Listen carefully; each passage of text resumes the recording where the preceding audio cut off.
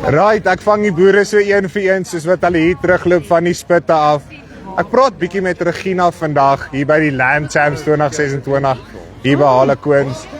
Sy het 'n Ile de France ingeskryf. Nou vir die van julle wat weet, ek is bitter lief vir 'n Ile de France.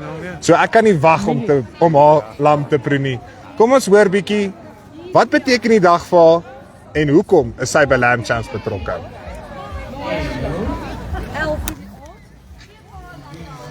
Middag Regina, hoe gaan dit? Hoi Melie, goed met jou. Kan nie klaar nie. Soos wat ek vir die mense gesê het, jy het 'n Ile de France hier ingeskryf.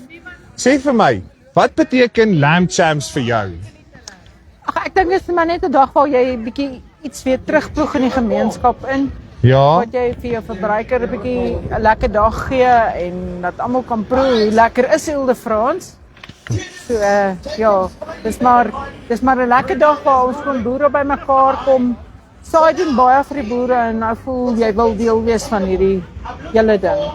nou sê bietjie vir my Regina, wat het jy vandag ingeskryf? Het jy net vir die spit ingeskryf? Het jy 'n veiling ingeskryf? Ja.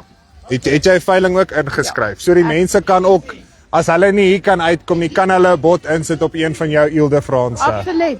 Koop 'n bietjie daai kampioen lam. Sal lekker wees. Nou, sê vir my, wat beteken die netwerkgeleentheid met medeboere vir jou?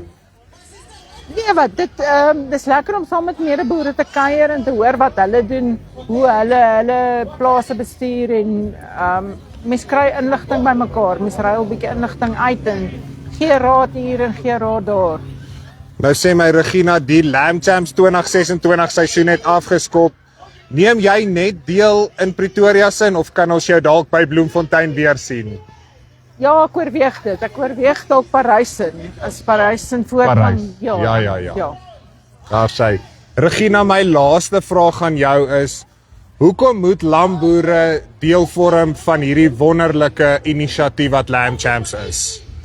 Sodat die verbruiker kan sien waar sy kos vandaan kom en ek dink hulle gaan meer empatie hê met 'n boer as hulle weet waar dit vandaan kom, as hulle die mense agter die skerm sien. Sê. Regina, ek gaan jou nie te lank besig hou nie.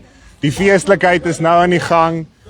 Als van die beste, mag jou lammetjie vandag koning kraai. Baie dankie Melie, ek waardeer. Right, dit was Regina Harringse. Sy het 'n Ile de France ingeskryf vir hierdie Lamb Champs 2026. Is werklik waar 'n topgehalte vleisras wat die mense moet proe. Ek beloof jou, jy gaan verslaaf wees op haar eerste happie. So as jy belangstel en jy wil proe, hoe proe kwaliteit? Sien ons jou by die Lamb Champs 2026 hier by die Harlequins Rugby Club. I vote